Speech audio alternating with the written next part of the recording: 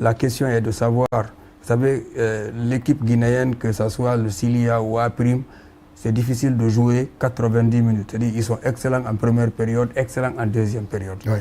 Si vous prenez même dans ce championnat-là, contre le Niger, première période, la Guinée n'a pas existé. La deuxième période, on a marqué et les joueurs ont fait leur jeu. On a dit voilà une grande équipe techniquement qui est libre, sans pression. C'est de ça qu'on avait besoin. Contre l'Ouganda, première et deuxième période, rien. Oui. Maintenant, contre cette équipe de l'Afrique du Sud, pour le moment, sur le plan de la possession, sur le plan de la maîtrise, c'est les Sud-Africains qui ont eu peur, qui ont reculé et qui ont cherché à jouer à l'économie du temps et du score. Même si à 1-1, vous n'encaissez pas, c'est bien d'aller à la pause. Oui. Parce que c'est eux qui avaient peur. Les Guinéens croyaient, les Guinéens étaient beaucoup plus menaçants, beaucoup plus offensifs. Donc, avec le repli tactique, ils étaient obligés de casser l'allure, provoquer des fautes, récupérer. Et tant mieux, on va à la pause avec ce score de 1 but partout.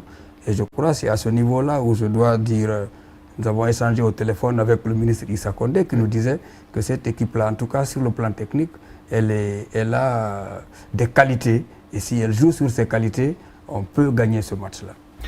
Voilà, première période, Guinée 1, Afrique du Sud 1, coach Odia. Nous avons vu la Guinée qui a démarré nonchalamment, timidement le match, mais après avoir égalisé, l'équipe s'est réveillée. On a vu une légère domination de cette équipe du Chili sur son homologue de l'Afrique du Sud.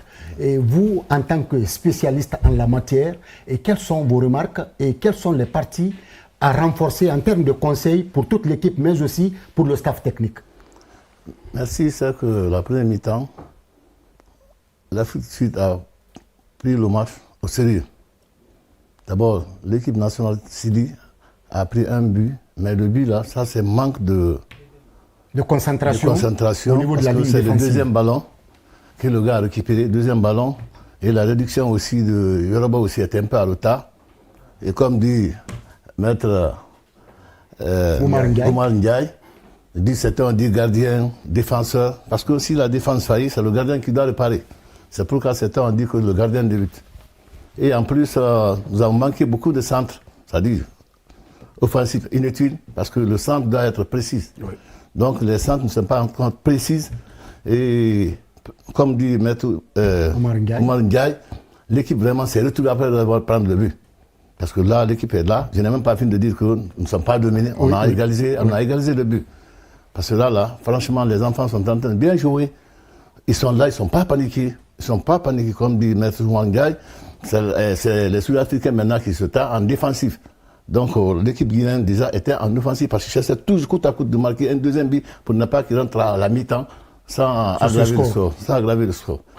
Oumar Ndiaye, pour le moment, un score de parité, un but partout entre les deux formations. Je crois pour le Chili national, il faut gagner ce match pour oublier le naufrage enregistré par cette équipe contre l'Ouganda, oui, au large de Kampala d'ailleurs. Et pour parler de rescapés du naufrage, c'est quand le score va être maintenu, un but partout, à la fin des 90 minutes. Mais nous ne souhaitons pas cela. Nous voulons la victoire du Chili, parce que moi, particulièrement, ça va être une double joie pour moi, parce qu'aujourd'hui, j'ai fêté mon anniversaire. Bien, et je vous disais que les troisièmes matchs, en tout cas du Chili national, les 3 dernières participations, c'est une victoire, 2 victoires et un match nul. Il n'est pas question de parler de défaite si l'histoire se répète. Toujours est-il que la deuxième période s'annonce plus difficile que la première. Pour la bonne et simple raison que les deux entraîneurs, chacun dans son schéma, chacun dans sa vision, c'est d'aller chercher maintenant la victoire. Donc le but est du côté de la Guinée et du côté de l'Afrique du Sud, il faut aller chercher ce but-là. Mais pour marquer le but, il faut aller à l'offensive. Oui. Donc c'est 2 équipes qui seront portées à l'offensive, qui vont certainement jouer ces 45 minutes de la deuxième période pour être beaucoup plus précis.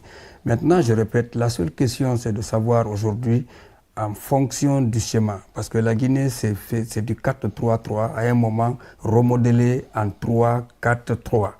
L'Afrique du Sud, c'est du 3-4-3. Maintenant, au milieu du terrain, quand vous avez du côté de l'Afrique du Sud 4 joueurs Les Guinéens, ils avaient 3 joueurs, ils ont renforcé. Donc, ce qui fait, ça s'est stabilisé, 4 joueurs. Vous avez 8 au rond central là-bas, au milieu du terrain. Donc, ce qui a permis à la Guinée, tout au moins, puisqu'ils étaient en infériorité numérique au milieu du terrain, ils ont perdu la bataille des 15 premières minutes. À force de repositionner les joueurs, maintenant, ils partaient à chance égale. Parce que vous voyez, sur le porteur du ballon, vous ne voyez pas 2 Sud-Africains aller. C'est 1 contre 1 parce que s'ils décalaient, ça fait déjà un autre couloir. Et ce qui a permis aux Guinéens, puisqu'ils ont reculé, d'être très à l'aise, de circuler, de tenter même, maintenant, quand ils font le bloc, balle au pied, de pénétrer, circuler, passer entre 2 ou 3 et avoir les espaces. Si la Guinée, sur le plan physique maintenant, puisque techniquement, ils ont montré qu'ils sont au-dessus, et puis tactiquement, ils ont su casser l'allure de l'adversaire. Maintenant, c'est sur le plan physique. Je sais qu'aussi, ils sont motivés parce qu'ils ont réussi à égaliser. Quand vous êtes mené, vous égalisez et vous terminez la première période sur un bon tempo. Donc, mentalement, vous êtes très fort. Maintenant, l'Afrique du Sud, ce qui est évident, va se jeter aussi dans la bataille. Le Chili va se jeter dans la bataille. On va chercher le but. Si la manière, on ne réussit pas, mais on cherche l'essentiel, c'est le but. Maintenant, je dis, sur le plan physique, moi, la question que je me pose, est-ce que le Chili a les ressources nécessaires pour jouer sur ce rythme-là, cette allure-là, au point de bousculer ces Bafana, marquer un but, marquer un deuxième but, etc. Donc tout ça, c'est à voir. Je dis c'est un match, la deuxième période, tout devrait se jouer maintenant en deuxième période. Mesdames et messieurs, chers téléspectateurs, continuez à suivre la RTG au compte du championnat d'Afrique des Nations.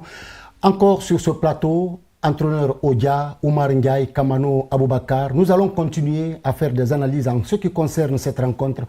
Coach Odia, est-ce qu'avec ce score, est-ce qu'avec l'effectif que vous voyez évoluer sur le terrain, l'espoir est permis? Bien sûr. La façon que les enfants continuent à jouer, s'ils ressortent le même rythme en deuxième mi-temps, franchement, l'espoir est là. Mais s'ils changent seulement, c'est pas bon. Il ne faut pas qu'ils reculent. Comme ils ont commencé à offenser, ils n'ont qu'à continuer ce talent-là. Donc, de continuer à remporter la bataille du milieu, comme le disait Oumar Ndiaye, c'est ça? Bien sûr. Et puis surtout, ils déclenchent même ça sur le côté, parce que surtout le côté de Yorobo, le but qui était venu là, ça, il a bien centré et le gars aussi a enchaîné. Donc, s'ils passent pour les côtés, ça dit joue entre eux au niveau du milieu de terrain et ils déclenchent maintenant l'attaque sur le côté. Rendez-vous devant les buts là-bas. Voilà, Oumar Ndiaye, pour le moment, malgré ce score d'un but partout entre les deux formations, il faut profiter de l'occasion, parler de la fragilité de la ligne défensive guinéenne, mais aussi de la... On ne sent pas au sein de cette équipe un véritable renard de surface. Bon, vous savez déjà, la défense, si on comptabilise, il y a eu 3 buts contre l'Ouganda, un but, ça fait 4 buts en 3 matchs, c'est une moyenne supérieure à 1 but par match. Donc il y a quelque chose, beaucoup de personnes avaient critiqué l'axe central, mais moi je ne veux indexer personne, je ne veux nommer personne parce que l'entraîneur est le seul responsable du choix. Même avec la composition des 11, malgré qu'on ait mis 4 nouveaux, les gens se disaient non, cette défense-là, ce n'est pas possible. Et peut-être qu'ils ont eu raison parce qu'il y a eu ce but, ce défaut de marquage, manque de communication. Maintenant, le problème au niveau du Chili national, c'est vrai quand vous voyez Bachir, quand vous voyez Yula, quand vous voyez Bangourat, nos attaquants, ils veulent marquer et ce qui fait que le dernier geste, il y a toujours des déchets. Oui. Donc il n'y a pas de précision, il n'y a pas de concentration. S'ils réussissent en tout cas à lever la tête, à faire le geste qu'il faut, il n'y a pas de raison qu'on ne puisse pas marquer. Mais c'est là le problème, la précision et l'efficacité offensive. C'est ce travail-là qu'il faudra faire parce que vous ne pouvez pas être à la rentrée de la surface de réparation, cage vide, et là où il faut mettre le pied, vous mettez... Non, ce n'est pas possible, la face interne. Et vous voyez des balles, plein axe, ça monte, ou alors ça passe à côté. Tout ça, c'est la précipitation et le manque de concentration. Or, pour marquer aujourd'hui, il faut être à 200% prêt sur le plan technique, au fait, en réalité. Parce que c'est le geste qu'il faut réaliser. Et coach Odia, on a vu que le Chili a renforcé ses capacités au niveau de la charnière centrale, également densifié cette ligne du milieu. Qu'est-ce que vous pouvez apporter en termes de conseils pour qu'on ait beaucoup plus de buts? Parce que c'est aussi ça l'essentiel d'un match de football. Oui, justement, parce que déjà, Maître Ndiaye a dit déjà, la précision est là.